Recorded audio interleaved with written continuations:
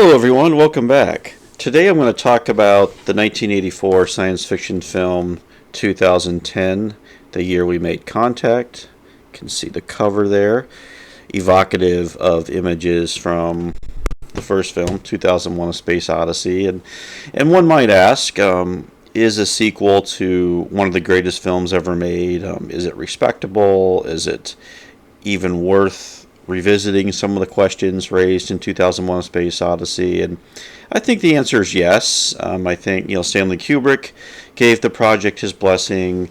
Arthur C. Clarke, who wrote the novel, had written the novel 2010, so he clearly had more story to tell in this series. So yeah, it's one of those curious movies that happens to be a sequel to one of the greatest films ever made, but stands on its own, I think, as a solid science fiction movie of the 1980s. It was put out by MGM. It was released at the end of the year, in, as I said, in 1984. So, the cast of the film, Roy Scheider has the lead in this film as Dr. Haywood Floyd, a character who appeared in 2001: A Space Odyssey, who was sort of heading the investigation of the monoliths. And there's actually a really good 1980s cast in this movie. John Lithgow is in here, a sci-fi veteran from Buckaroo Banzai. There's Bob Balaban, who plays the scientist who built the HAL 9000. Balaban from Close Encounters from Altered States. Helen Mirren has a role in the film as the Soviet commander on the space mission. Keir Dullea returned as Bowman, the astronaut from the first film. So yeah, has a good cast, and a little bit about the story. And I should mention the director too. It's directed by Peter Hyams, who is always a very dependable director. He had directed Outland a few years before, which I've talked about, a really strong science fiction movie, and just one of those dependable directors who always makes quality movies. So yeah, so just a little bit about the story. So it picks up 9 years later from the events of 2001. Roy Scheider is as Floyd. He feels some guilt about the failure of the Discovery mission, which had the HAL 9000 malfunction, had the scientists aboard were killed. There were no survivors as far as they know. There was just so many unanswered questions, and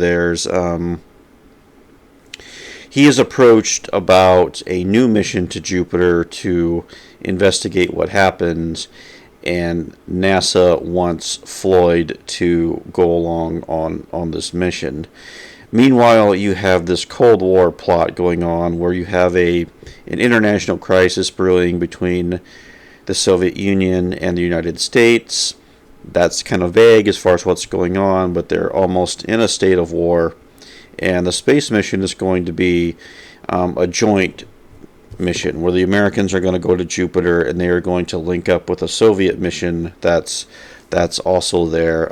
As I said, Helen Mirren's the captain, so you have the Americans and the Russian crew having to work together as they investigate what happens. That's basically the setup for the story. The special effects are good. I mean, for 1984, they're, like I said, some of the shots are going to look a little off today. I mean, it's been 40 plus years now, but overall, the feel and special effects, it's very 1980s, and it's a very strong, very much, I think, in the top echelon of 1980s movies dealing with space travel, space adventure, and things like that. One thing the film does do, which might turn some people away who enjoy the original, is that it does answer questions. We do learn about why the HAL 9000 went wrong, and we learn a little bit more about the monoliths. We learn about the fate of Bowman, the astronaut, in the film, and so it does get into answer some of the questions that were maybe fun to leave as a mystery in the original, and 2010 answers all some of those questions. So yeah, there's that, and I think the film does build up to an interesting climax where I don't want to get into it too much. Where the ending of the film is kind of unique. It actually ends on a hopeful note, and a very unique note. I can't think of too many science fiction movies that end with a kind of astronomical anomaly that leads to transcendence or enlightenment. Okay, so it's surprisingly optimistic in that way, which goes back to the book. So yeah. So like I said, a solid sci-fi movie from the 1980s, and a sequel to a classic.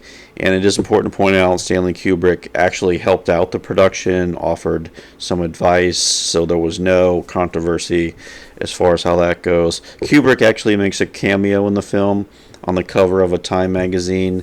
Arthur C. Clarke also appears in the film as there's a park bench scene, and if you look to the side, you'll see Arthur C. Clarke early in the film. So yeah. So it's a nice little coda to 2001: Space Odyssey. So yeah, those are my thoughts on 2010.